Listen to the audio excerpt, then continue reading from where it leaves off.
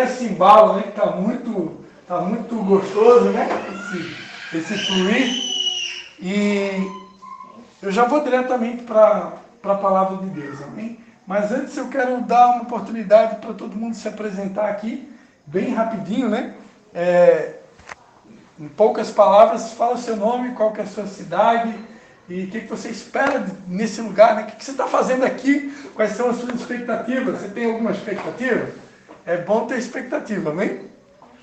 Vamos começar pela Leia, a nossa escudeira aí que está nos acompanhando desde 2004, é muito tempo.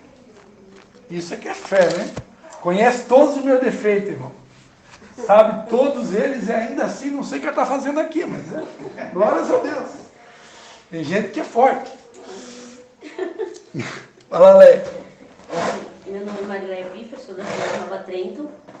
E o que eu espero, não só hoje, mas todos os dias da minha vida, né? Que Deus se faça presente e que nunca esqueça de nós, né? Porque nós nos esquecemos de Deus, mas Ele nunca esquece de nós. Então, que nós possamos a cada dia sair daqui, né, com uma expectativa e com uma certeza de que Deus se faz presente no nosso meio. Amém. Amém. Valquíria.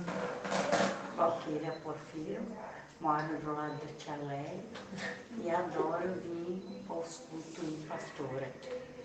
Lá uma vez ou outra dou uma fugida, mas faz falta. Amém. Não vai fugir mais, não. Não. É o serviço, né? Hoje eu pedi para ela, tipo, dá para mim recolher a massa até as 5 para depois eu dar uma saída. Ela liberou. Vou dar um desafio para todo mundo aqui, botar o patrão na parede. Se o patrão não liberar para vir aqui na sexta-feira, diz para eles, ó, Deus vai me dar um emprego melhor, você vai me perder, hein? Meu nome é Letícia, tem gente que eu não conheço, mas o pastor Cristina eu conheço assim. Ela Essa moça nós pegamos no colo, eu acho, né? foi bem pequenininha e ficamos uns anos, né, juntos. Teve um período longe, mas eu vim visitar, assim, porque eu gosto muito de vocês, né, assim, eu estou morando atualmente em São João, mas eles já sabem, né, que a gente vai e volta para um canto pro outro, por causa da minha mãe e do meu pai, mas... Peregrinos na terra. Fiquei para São João. Mas, assim, então, se a gente considera a participação muito especial para mim, eu nunca vou esquecer, nunca. Principalmente tudo que eu aprendi, desde quando a gente começou, de pequenininha. Sempre aqui, ó, atenta, escutava tudo, adoro vir. É um alimento a mais para nossa semana, para tudo. Tudo que mexe com a palavra de Deus, eu adoro vir escutar. Então, não poderia recusar um convite, né, para vir. E é isso. Amém. Agora tá de marido agora? O marido. Meu nome é Anderson, eu sou o marido da Letícia. Eu sou nascido e criado aqui de São João, só que atualmente eu trabalho na Nova Trento, em marcenaria. E eu, apesar de eu ser de outra religião, né, eu sou católico, mas esse ambiente assim para mim eu gosto de estar. Por isso que eu faço questão assim que o pastor me convidou, eu venho de bom coração, porque tanto na igreja católica, no evangélico, quando tem esse grupo assim, eu me sinto melhor. Eu me sinto mais acolhido, tipo, eu consigo me concentrar mais assim, tipo, ter uma pausa na minha cabeça, assim, só rezar e agradecer. Por isso que eu gosto de vir. Obrigado pelo convite e sempre que quiser a gente vem. Amém. Fala, sogrão. Tá perseverante, eu tô gostando de ver, hein? Ninguém me conhece, né? Mas tem uma coisa estranha, assim, por causa da rádio, só Moacir, né? Mas é José também, né? Um dia eu estava no banco, na fila do banco, e tinha deixado um papel, a moça foi me chamar e tal. Seu José, nem dava bola, né? Daí alguém me bateu no mal, acho que a moça... O José sim, sou eu. Mas é o Moacir, né? Sou do Cristian, avô da Anne, e pai da Paty.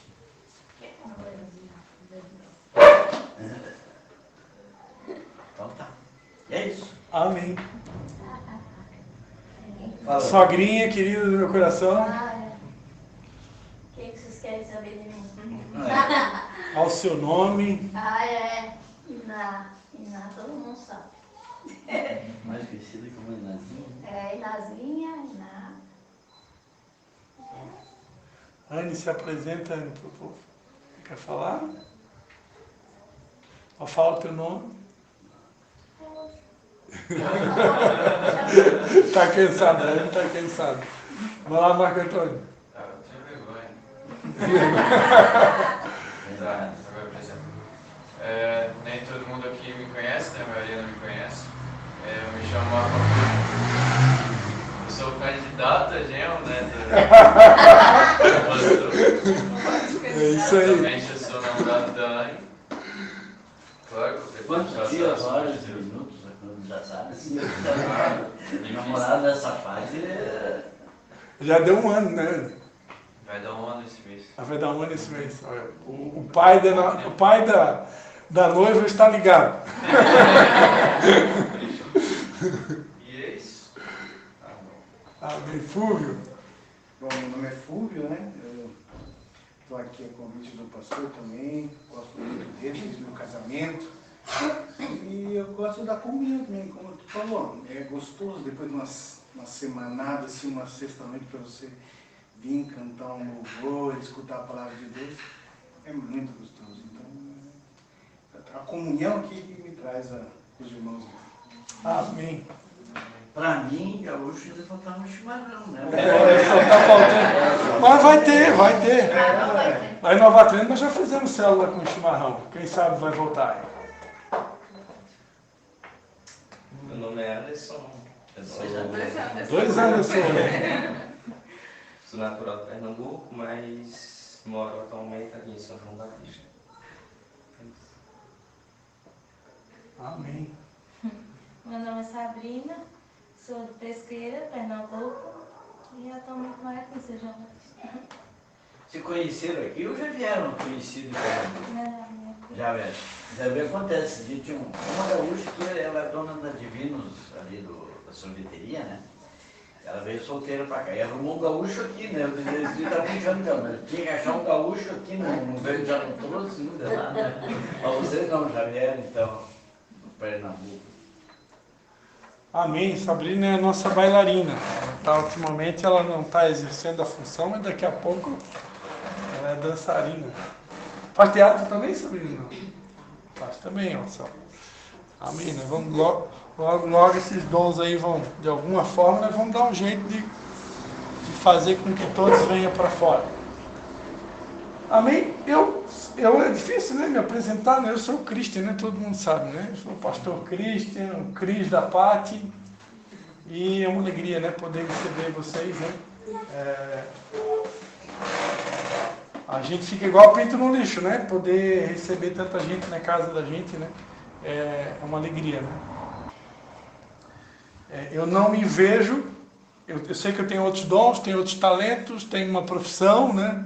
Trabalho com vendas, mas eu não me vejo longe disso que para mim é a minha missão de vida, né? Minha missão de vida é poder compartilhar a palavra, poder repartir um pouco daquilo que Deus tem nos dado, né? Final do ano agora, ano passado eu terminei uma escola chamada Sacerdócio Real, foram 6 meses de estudo, e concluí também o CFNA em Manaus, né? Que hoje é um discurso de teologia mais assim gabaritado a nível internacional até, né? Apesar que a matriz do CFNAI, né, fica em Dallas, nos Estados Unidos, né? Porém, hoje já tem aqui no Brasil, em língua portuguesa, com professores de língua portuguesa. E eu me formei com professores de língua portuguesa. Eram 3 módulos, eu fui liberado do primeiro módulo por causa da graduação que eu já tinha. Então, com a conclusão do 3º módulo, eu também ganhei o certificado de bacharel em teologia. Então, hoje, sou bacharel de teologia. Então, quem começou, né, aluno do meu sogro ali, meu pai na fé, né, meu do Egito, mas é lá diretamente de Carazinho, Rio Grande do Sul, fazendo pergunta do Arco da Velha para ele, né? Hoje eu sou, pela teoria, eu sou um teólogo, né? Mas, Por que eu estou falando isso? Porque ninguém estuda o que eu estudei simplesmente para guardar para a gente, né? Eu aprendi há muito tempo atrás uma frase que até hoje para mim ela é um divisor de águas. Todo mundo aqui já deve ter visto na televisão alguma imagem de um mar chamado Mar Morto. Todo mundo aqui já viu? Né? O Mar Morto, ele é um mar que é formado pelas águas do degelo do Monte Hermon. Né? Existe um monte chamado Monte Hermon, onde tem muito gelo lá em cima desse monte. Esse gelo derrete e forma o que a gente vai chamar depois do Rio Jordão, né? Mas antes dele ser Rio Jordão, ele passa pelo Mar da Galileia e ele vai descendo. Até uma curiosidade que Rio Jordão, Jordão significa aquele que desce. Né? Foi lá onde Jesus Cristo foi batizado. Então, o Rio Jordão ele é composto com as águas do degelo do Monte Hermon. E ele vai descendo, até, eu não sei precisar, aproximadamente 600 metros abaixo do nível do mar. E ali as águas desembocam no Mar Morto. E o Mar Morto não tem saída. As águas estacionam ali e ali morrem. Por isso que é chamado Mar Morto. E ele é um Mar Morto por quê? Justamente porque ele não compartilha as águas. As águas estacionam ali e ficam. E por isso que ele é chamado de Mar Morto. Então eu aprendi que assim como o Mar Morto, por que ele é morto? Ele é morto porque não compartilha. Não compartilha o que ele recebeu. Ele só recebe. Então assim, todos nós, se nós não compartilharmos o conhecimento que a gente tem, os dons que a gente tem, a prosperidade que Deus nos deu, ou seja, tudo aquilo que Deus nos deu, não pertence a nós. Deus nos dá para a gente repartir. E se eu não reparto com os outros aquilo que o próprio Deus me deu, aquilo acaba morrendo comigo mesmo e eu acabo me tornando um morto também. Né? Porque alguém que não compartilha o que recebe é alguém que não está cumprindo o propósito. Né? Como eu quero cumprir o propósito pelo qual Deus me criou, eu estou aqui para compartilhar tudo aquilo que Deus me deu. E também dar liberdade para vocês poder depois comentar em cima da mensagem. Amém? Então vamos lá, porque eu já falei demais. Hoje eu engoli uma fita cassete, está difícil de parar, né? Se alguém quiser abrir a sua Bíblia, né? Quem trouxe Bíblia, quem trouxe celular, eu quero estar fazendo a leitura. Primeira carta de João, capítulo de número 2.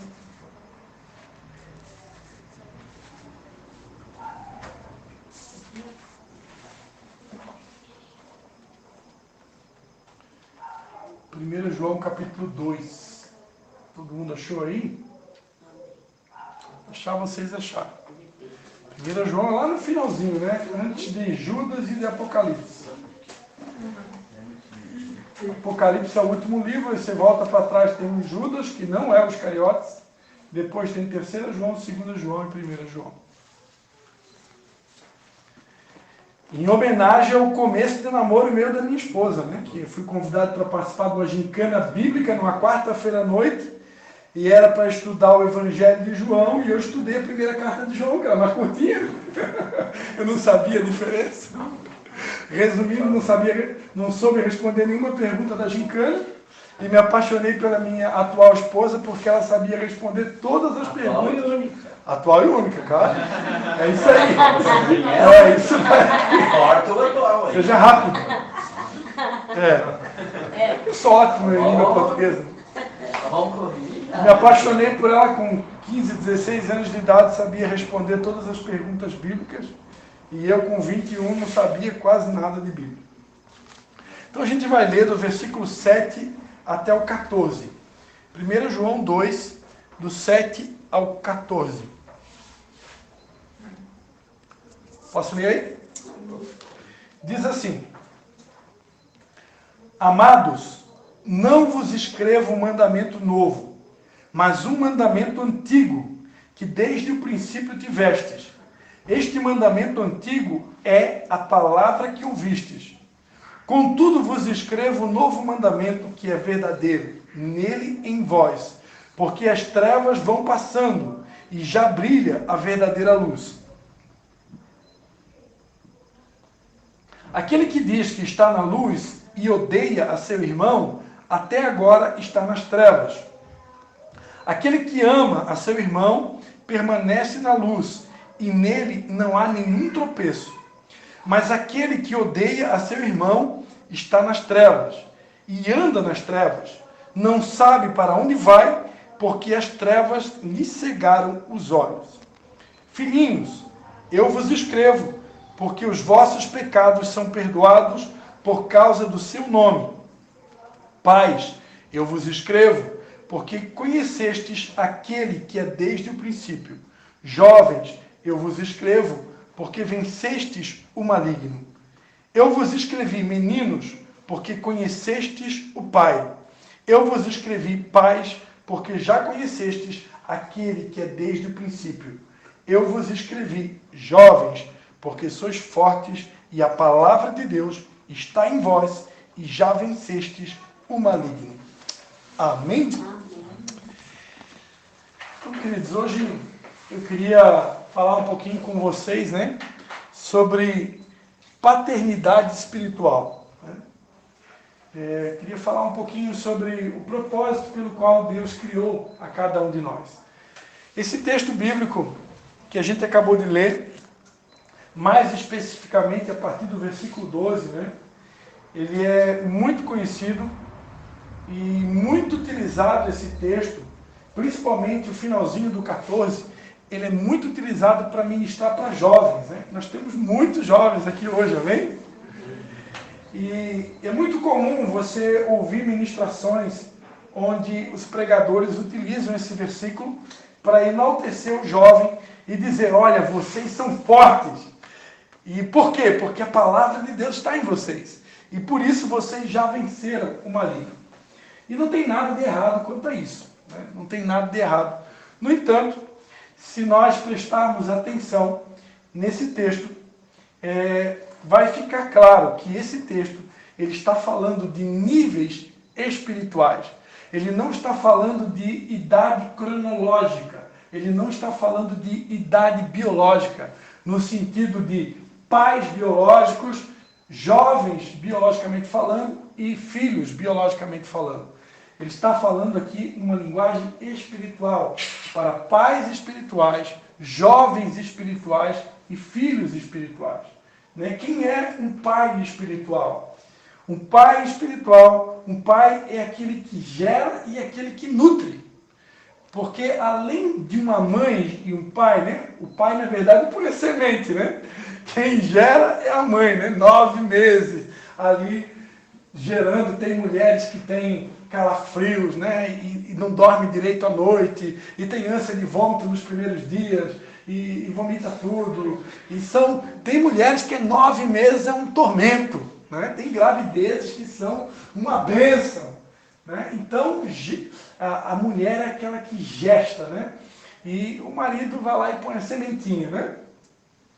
Mas enfim, tem todo um trabalho para se gerar. E depois que gera, depois que nasce a criança, os pais precisam amamentar, precisam nutrir, precisam alimentar aquela criança. Assim, também é um pai e uma mãe espiritual. Um pai e uma mãe espiritual são aqueles que geram um filho espiritual. E como é que isso acontece? Né? Será que gerar um filho, isso acontece através de um convite que você faz na rua para alguém participar de um grupo como esse? Não. Não é assim que acontece. Gerar um filho espiritual é quando você, lá no seu quarto, sem ninguém estar vendo, muitas vezes lá no chuveiro, quando ninguém está vendo e as suas lágrimas se misturam com as águas do chuveiro, e você faz aquela oração de Raquel, né? Quem conhece a oração de Raquel lá do Antigo Testamento? Dá-me filho, senão eu morro, né? Então, você muitas vezes lá no chuveiro, você entra, as suas lágrimas se misturam com as águas do chuveiro, e lá você chora, Senhor, o Senhor me criou, me escolheu para fazer de mim um pai espiritual. E onde é que está o povo? Né?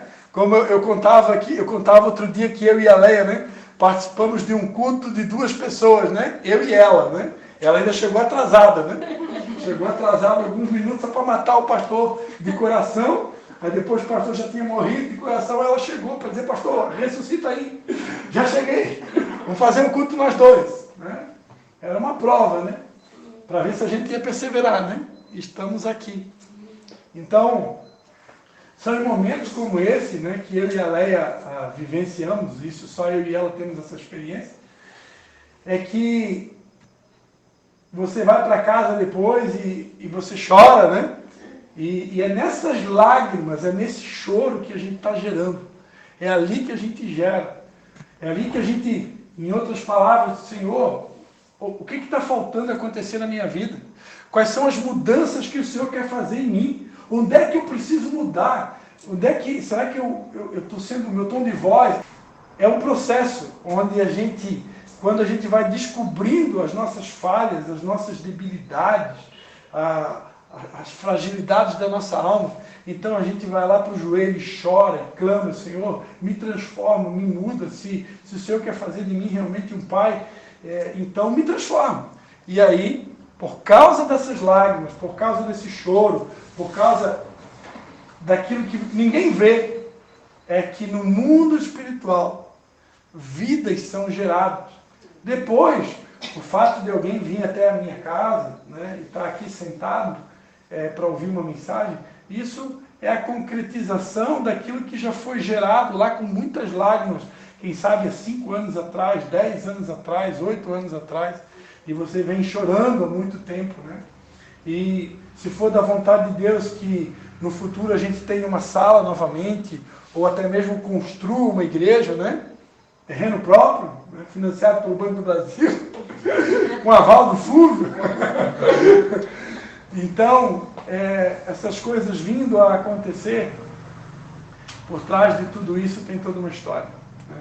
Nada acontece da noite para o dia, né? Não é assim, fast food. Então, esses são os pais. Os pais são aqueles que geram. Um pai espiritual não necessariamente precisa ser uma pessoa de 60 anos, 70 anos.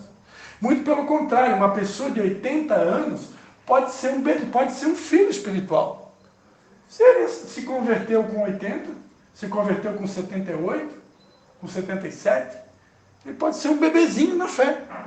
E uma pessoa de 50 pode ser um jovem. Dependendo do tempo de conversão dele, o tempo que ele nasceu de novo, pode ser um jovem. E uma pessoa de 25 anos, de 30 anos, pode ser um pai espiritual. Porque a idade espiritual não tem nada a ver com a idade biológica. A idade espiritual está ligada ao tempo de transformação, de conversão, de novo nascimento que a gente tem. É a partir dali, quando a nossa vida passa por uma mudança e eu decido abandonar algumas práticas antigas que entristeciam o coração de Deus, é que Deus começa a me ver como uma nova criatura. É um novo homem, uma nova mulher, que não comete alguns erros que fazia no passado. Eu gosto de dar exemplos, né? Posso ir lá? Oi? Quer vir? Pode vir, Davi. Ainda hoje, conversando com um amigo aqui na cidade, ele comentava, né, o como que é comum empresários, e eu tenho certeza que isso não é só em São João Batista, como é comum empresários nos dias de hoje e ao longo da história, né, pagarem salários de merreca para os seus funcionários, né, pagarem salários injustos, né, balança enganosa, né, salários injustos, e estes empresários cada vez mais enriquecendo, cada vez mais ganhando dinheiro. E eles choram, né? Você fala com o empresário, parece que são os verdadeiros mendigos, né? Tem empresário que você vai conversar com ele, dá até dó, assim. Ó, coitado. Porque, meu Deus, né? Parece que o cara é um pobre coitado. Só que aqui na nossa cidade tem pobre coitado que tem bicicleta de 80 mil reais, bicicleta de 100 mil reais. Aí você tem condições de comprar uma bicicleta de 100 mil reais e você se comporta como um mendigo, né? Porque está tudo tão difícil, né? Agora com esse novo governo, né? Meu Deus, está tão difícil. E lá o funcionário ganhando um saláriozinho de R$1.400, R$1.500, R$1.600, parece que é um teto básico aqui na nossa cidade, né? R$1.600. Aí eu pergunto, o que se faz hoje com R$1.600? Dá para comer? Dá. Dá para viver? Dá. Mas é só viver, sobreviver. Então, Deus odeia a injustiça. Deus odeia a injustiça. Nem sei porque eu estou falando isso. Já mudei, aqui saí um pouquinho do foco, né? Mas Deus está no comando. A verdade é que Deus é um Deus de justiça, né? E voltando aqui para a palavra, o Pai é aquele que gera, é aquele que nutre, é aquele que alimenta, é aquele que cuida. E é isso que Deus quer fazer de cada um de nós, né? Eu estou aqui, tenho a honra de poder estar acompanhado, eu posso dizer, meu pai na fé, né? O seu Moacir, meu sogro, né? Ele e a minha esposa são literalmente pai e mãe na fé. Por quê? Porque eu era um católico até 21 anos de idade, e católico praticante, que não perdia uma missa, que não perdia o grupo de jovens, que participava de 2 grupos de jovens em São João Batista, em Nova Trento, e era atuante, porque eu tocava violão nos 2 grupos. Com 16 anos de idade, eu ia para Nova Trento com uma bicicleta que o meu pai tinha ganhado na festa de São João, na roleta, e eu com aquela bicicleta, 6 anos de idade, não tinha nem capinha de violão, eu botava o meu violão no ombro e ia dirigindo com uma mão só no guidão, né? A minha cruz era o violão. E eu ia lá com uma mão no guidão, sem marcha, sem nada, até o município de Nova Trento. Naquela época, 16 anos de idade, você andar 10 quilômetros, 15 quilômetros de bicicleta, sem marcha, aquilo era uma eternidade. Você era considerado um campeão. Quando você conversava com alguém que já tinha ido até Nova Trento de bicicleta, meu Deus, parabéns! É muito longe. Hoje em dia todo mundo vai, né? Porque todo mundo tem bicicleta de marcha, né? Mas naquela época não era assim, né? E eu ia. E só que, mesmo sendo um católico praticante, não sabia nada de Bíblia, não conhecia. Eu queria conhecer a Deus, mas eu sabia, o nosso conhecimento era muito raso. A gente começou a conhecer um pouquinho mais de Deus quando a minha mãe resolveu entrar no carismático, né, que era o chamado movimento carismático. No movimento carismático as pessoas já levavam a Bíblia. E lá no movimento carismático eu já comecei a aprender alguma coisa, mas ainda era um conhecimento raso. E aí quando eu me apaixonei pela minha esposa, namorada na época, Patrícia, para poder namorar com ela, tinha uma condição, né? Eu tinha que falar com o pai dela, tinha que pedir a permissão. Aí foi lá, né? Um culto de sábado à noite. O pai dela, que aqui está, estava cuidando das crianças. E na hora do intervalo do culto, na hora das ofertas, eu saí, desci era tipo de um porão, né? Desci lá no porão para pedir para o meu sogro, né? Para namorar com a filha dele. Eu tive que usar uma estratégia. Não era porão nada, era casa pastoral. Era casa pastoral, mas era um porão, era um tipo de um porão. E eu cheguei lá com a estratégia, né? Falei para ele que eu tinha uma cuia em casa com canudinho. Com LH ainda, né? Cuia com LH. Olha como eu sei pronunciar, né? Cuia. Cuia. E tinha uma bombinha, né? E canudinho. Olha, tem até... E a erva mate Regina. Era a melhor erva que tinha na época, né? O gaúcho nem sabe o que se trata, porque é catarinense. Cara, eu porque sou bonzinho, mas era para ter botado a correr. Cuia, canudinho. Com a cuia. O Batista tinha assustado, mas ele tremia. Então essa foi a estratégia, né? E aí ele aceitou, né? Deu algumas condições e depois de 3 ou 4 meses, pela primeira vez na vida, eu consegui pegar na mão da minha esposa num culto. Olha só, né? 4 meses para poder pegar na mão, né? Hoje, em 4 meses, estou pegando em algumas coisas diferentes. Está muito evoluída a coisa, mas eu em 4 meses eu consegui pegar na mão, né? E em nome de Jesus que esse tempo... Mas o mérito era dela, não tinha nada a ver. Mas enfim, ali na Igreja Batista, né? Da Esperança, aqui em São João Batista, através da Patrícia, hoje é minha esposa, né? Do meu sogro, foi onde eu comecei a fazer um verdadeiro interrogatório, né? era uma pergunta atrás da outra. Eu ia na casa da Patrícia, a gente ia namorar, quarta noite, sábado à noite, era o nosso dia de namoro, né? E eu ia na casa dela, tinha que ser na casa dela, né, Marco Antônio? Tinha que ser na casa do pastor, né? No dia determinado. E lá, com aquele interrogatório, a gente começou a aprender um pouco mais, né? E isso Posso já... fazer um parênteses? Pode. Falou sobre católico, né? Eu também fui criado na igreja católica. Até eu falei na rádio ontem, falei sobre isso. Eu queria ser padre, na verdade, né? 11 anos senti uma chamada, sempre fui voltado assim para Deus. E assim como Cristian, tinha uma época que tinha exame de admissão ao ginásio, é tipo um vestibular para você passar para o ginásio. Hoje o pessoal não sabe o que é isso, né?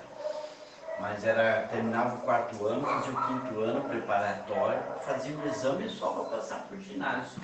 O ginásio quem tinha era um luxo, né? Vale por uma faculdade. E com 11 anos eu sentia chamado. Na época o senhor era ginásio técnico também ou só era ginásio? Né? Depois tinha o ginásio, tinha o 2º grau, que o técnico em contabilidade valia por diploma da faculdade. A pessoa podia assinar, né? Os balanços. A minha mãe é formada em técnico de contabilidade e tem um diploma que vale como bacharel. Vale como bacharel. Eu iniciei o 3º ano, não tenho diploma porque fugi da escola no 3º ano. Mas assim cresceu. E aí eu queria ser padre, daí pedi para o meu pai. Né? Aliás, para o pai não. A mãe falava com o pai. Nós não tínhamos muito diálogo, né, com o pai. Eu disse para a mãe, eu quero ir para o seminário, eu quero ser padre. Né? Daí a minha mãe foi falar com o meu pai e disse, não, porque eu sou o único filho homem da família. Tinha 2 manas, uma faleceu recentemente, e então tinha as 2 meninas. Eu não quero que o Moacir seja padre, por causa que ele é o único filho homem e a descendência dele, o Muniz, da parte do meu pai, ia acabar. Que as meninas iam ter o nome do marido quando casassem. Então, por isso, nós poderia ter sido um padre. Depois, com 16 anos, também conheci a Bíblia na Igreja Batista, fui estudando. Mas eu quero dizer uma coisa para vocês. Assim. Às vezes as pessoas me perguntam, por que tu queria ser padre? Por que tu trocou de religião? Eu sempre explico para as pessoas, eu nunca troquei de religião. Eu continuo na mesma religião católica. Mas tu é evangélico? Mas o católico é evangélico também. Ele segue a quem? O que a igreja católica é? Uma igreja cristã. Né? E os evangélicos são igreja cristã também. Porém, ao estudar a palavra de Deus, eu vi que a minha tão amada igreja católica, que eu gosto ainda da igreja católica, ela faz uma obra muito boa. Mas eu vi que ela se afastou verdadeiramente dos estudos, da Bíblia, da mensagem verdadeiramente bíblica. Ela foi se afastando, porque quando ela se tornou igreja romana, né, e um papa um imperador romano se converteu ao cristianismo, né, e foi agregando muitas coisas que não tem nada a ver. Aquilo ali provocou um choque em mim. Aquilo ali eu fiquei. Quando? Eu não estava mais morando com os meus pais quando eu me converti na igreja evangélica. E quando a minha mãe soube, ela fez uma gritaria. Eu fui lá na casa da minha falecida vovó. Ela foi lá. Eu, nossa família, seu traidor. Eu disse, não traí nada. Só estou frequentando uma outra igreja evangélica que não é igreja católica. Então eu nunca deixei o cristiano. Então a pessoa pergunta, tu mudou de religião. Ninguém muda. A religião cristã vale para os católicos, só que purgatório, aí vai Maria, Virgem Maria. Maria teve outros filhos. Denegrir a imagem de Maria, jamais. Maria é a maior mulher que já pisou na face da terra, escolhida para ser a mãe. No seu ventre estava o próprio Deus, o Filho de Deus, Jesus. E que não tem mulher igual. Maria é uma... A Bíblia tem ali, ó Maria bem-aventurada, aquele cântico ali, né, Cristiano? Sim. Ela é fantástica. Minha mãe Mas ela não é a mãe de Deus, Não. como a igreja. E assim, são coisinhas, senão também não vou parar de falar. Então, ali vai somando, purgatório, isso e aquilo, uma série de outras coisas, pecados capitais. E aquilo eu não consegui mais ficar dentro da igreja católica, porque a igreja católica se afastou, foi duro. Até que eu decidi me batizar, foi um tempo, mas aí eu aprendi a verdade. Né? Então, só falando na igreja católica, sou amigo, por exemplo, do padre aqui, adoro ele, meu grande amigo, a gente confraterniza, mas não posso estar orando para uma imagem. Não tem mais. Não existe. Eu tive que tomar uma decisão. Como é que tu pode estar ali orando para um santo que já morreu, que não pode fazer mais nada? Nós oramos para Jesus porque ele ressuscitou, ele está vivo, Deus vivo. E assim, né? Foi isso, desculpe. Não tem nada, desculpa. Para quem não sabe o significado do nome do meu sogro, né, que é José, né? José significa aquele que acrescenta. Né? Então ele está fazendo o papel dele, Vai né? deixar vaidoso.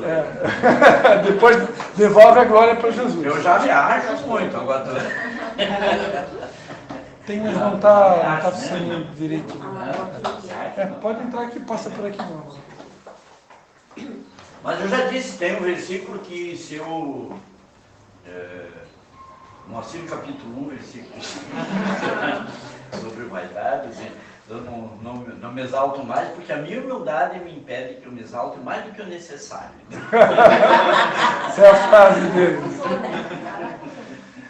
Mas amém, né? Só fechando o parênteses do meu sogro, né? A gente está citando aqui um pouquinho da história da gente, né? Mas eu faço das palavras deles a minha palavra, né? Nós não temos nada contra a Igreja Católica. Eu mesmo tenho inúmeros amigos católicos, amigos padres, né? Eu tenho vários amigos padres, a gente conversa. Tem um que vem de vez em quando aqui em Brusque, ele é de fora, e também é teólogo, né? Então a gente conversa muito. Sou amigo do Padre Vicente aqui do Betânia. Então a gente tem muitos amigos. Existem as diferenças, né? Nós temos nosso ponto de vista, aprendemos algumas coisas que a gente tem uma outra maneira de enxergar, mas isso de maneira alguma nos separa, né? Nós entendemos que fazemos parte de uma só família. Né? Tu lembra a esposa do Rui? Rui... O Rui, ele era membro aqui da Igreja Batista. Sim, lembro. Ela estava numa dúvida muito grande. Ela conheceu a Bíblia, daí um dia a gente estava visitando ela. Estava lá na casa do Luiz, teve uma célula lá, uma reunião, e ela disse, meu Deus, estou em uma dúvida, queria me batizar, mas... Eu disse, olha, eu passei por essa dúvida, mas não é diferenças, é o que está na Bíblia. A Bíblia é a luz, é um livro. Ou daí tu segue, tu não tem, tu chega a um ponto. Quem conhece, estudou e aprendeu, não tem mais como, sabe, permanecer oculto, né? Amém, queridos. Eu vou indo para o final aqui, tá? Para não ficar muito extenso aqui a palavra. Então, o pai espiritual, né? Como ele diz aqui, né? Pais, eu vos escrevo porque conhecestes aquele que é desde o princípio. Né? Então, o pai é aquele que já tem uma longa caminhada de fé. O pai espiritual, a mãe espiritual, é aquela pessoa que já tem uma caminhada, já tem intimidade. São pessoas que conseguem discernir claramente a voz do Espírito Santo de Deus, por exemplo, da voz do inimigo. Né? São aqueles que já não são mais levados por qualquer vento de doutrina. São aqueles que, se alguém, um falso apóstolo, um falso pastor, um falso profeta, um falso pregador do Evangelho, ou até mesmo alguém que prega o Evangelho, mas ensinar alguma coisa que é diferente da realidade, a gente sabe perceber. Né? Não, essa informação não bate. Eu conheço a Deus, eu caminho com Deus há 30 anos, há tanto tempo. Isso que estão falando lá não fecha. O meu Deus não é assim. Né? A religião, por exemplo, muitas vezes, ela quer empurrar de goela abaixo um Deus severo, um Deus duro, que está o tempo todo esperando a gente cometer um pecado, um erro, para pegar e dar uma paulada na gente. Né? E não é assim. Né? A Bíblia diz no Salmo, né, que como está longe o Ocidente do Oriente, como um pai se compadece de um filho, ele lembra da nossa estrutura que é feita de pó e ele se compadece. Né? A Bíblia diz que as misericórdias do Senhor se renovam a cada manhã e elas são a causa de nós não sermos consumidos. Então, o Deus que eu conheço é um Deus rico em misericórdia, é cheio de amor. Ele é o Deus da segunda chance, da terceira chance, da quarta chance. Aí vem a religião e muitas vezes quer criar um Deus terrorista, que se você errar, você vai para o inferno.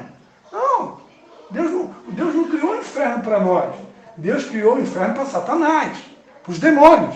Agora, se alguém quiser insistir em desobedecer a Deus uma vida toda e andar longe do caminho dele, entristecendo o coração dele, eu não vou botar a mão no fogo para essa pessoa. Né?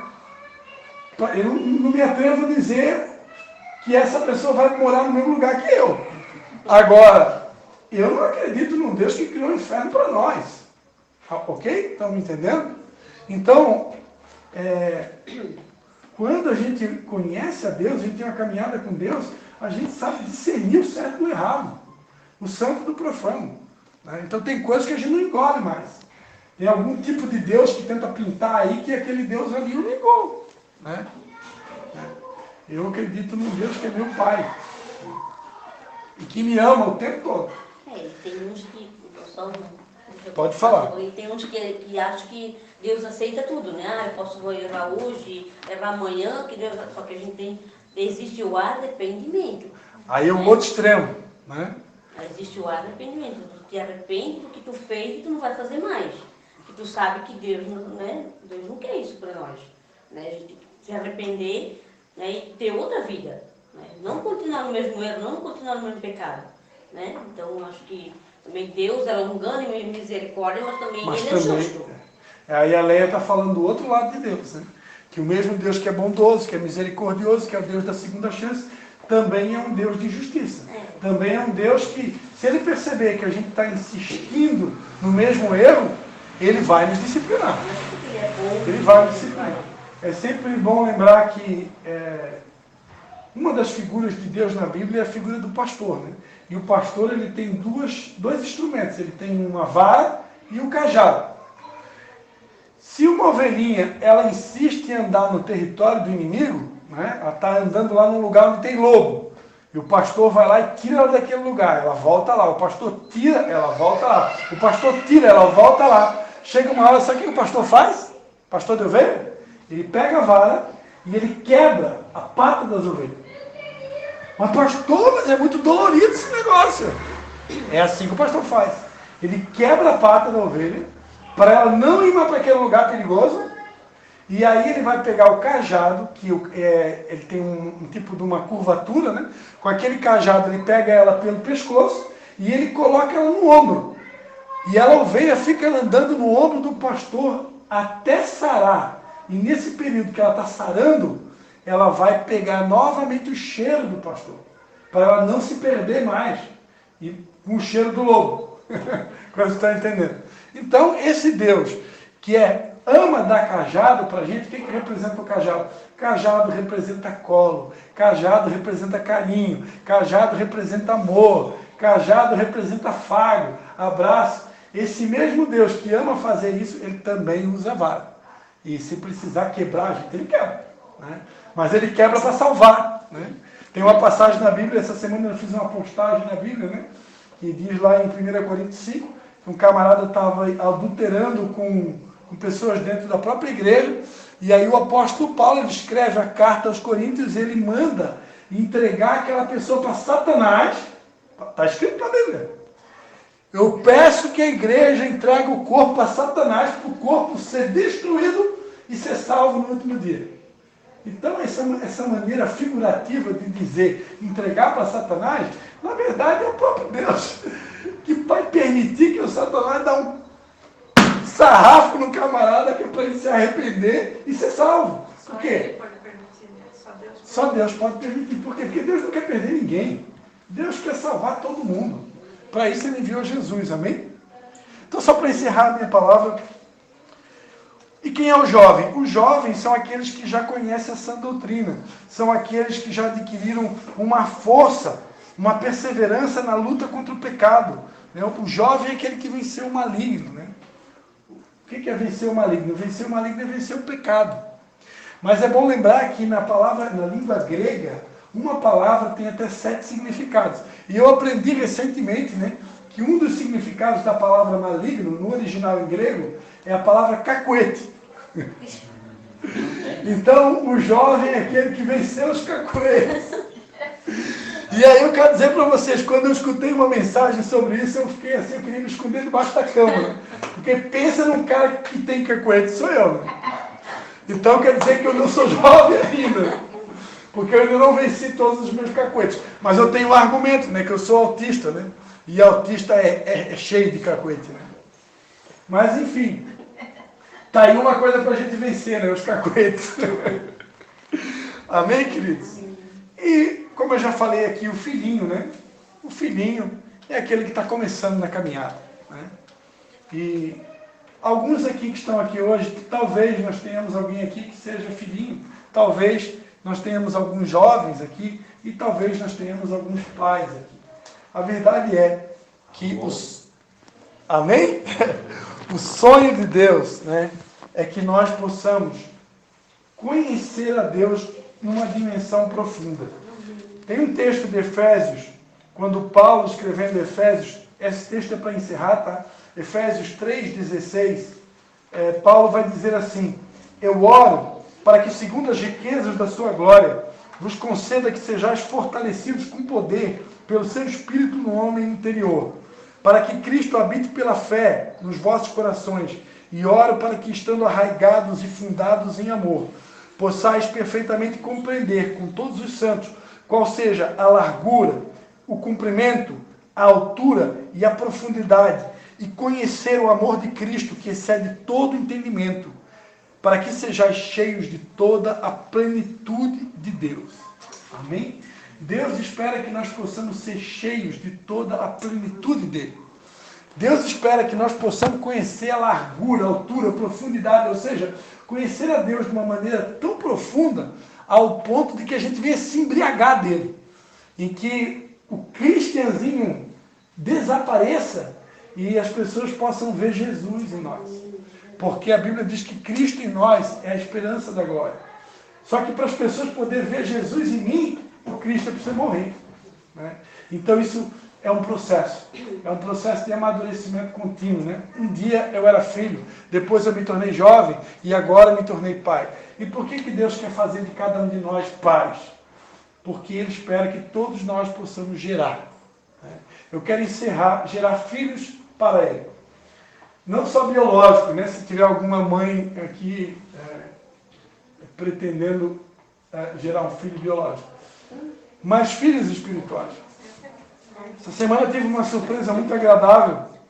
Eu acabei agendando, eu fiz um contato frio, meu sogro. Contato frio é quando a gente agenda com um cliente que a gente não conhece, né? Desconhecido. E eu fiz um contato frio, agendei uma apresentação do meu trabalho para um casal. E para minha surpresa, quando eu estava lá na casa daquele casal, eu acabei descobrindo que eles eram meus netinhos espirituais.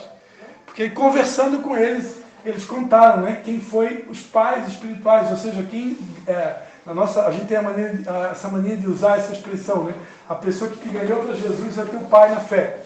E eles contaram que o pai na fé deles era o Amarildo da Rossi e a Roseli, né? Que são meus filhos, né, na fé. Ou seja, né, eu estava na casa do netinho. Então, embora, né, toda a glória e honra seja para Jesus, mas a gente sabe que teve uma participação, né? E era bisneto ali do seu Moacir, né? Nem sabe que tem um monte de bisnetos já espalhados, né, pela terra. Então, dividir, né?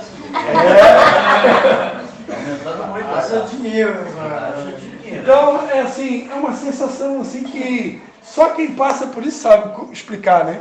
É uma sensação incrível, você poder estar visitando alguém e de repente você descobre que a sua vida teve participação na vida daquele casal, e na vida dos filhos e dos netos, né?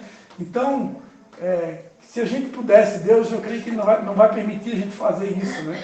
Que na Bíblia conta, né, que Davi quis fazer o censo de Israel e Deus mandou uma peste, mandou uma praga sobre o povo de Israel só por causa do pecado de Davi. Então Deus não gosta disso, mas se a gente pudesse fazer um recenseamento, né, e botar no papel todas as almas que a gente já ganhou para Jesus e pudesse descobrir os netos e os bisnetos espirituais, quantas almas, né, que a gente pôde, né, exercer influência. Então, isso traz uma alegria muito grande ao nosso coração. E que todos aqui possam ter essa experiência. Amém? Amém. Antes da gente orar, eu vou dar oportunidade para cada um compartilhar alguma coisa. Só 1 hora para cada um. Só 1 hora para cada um.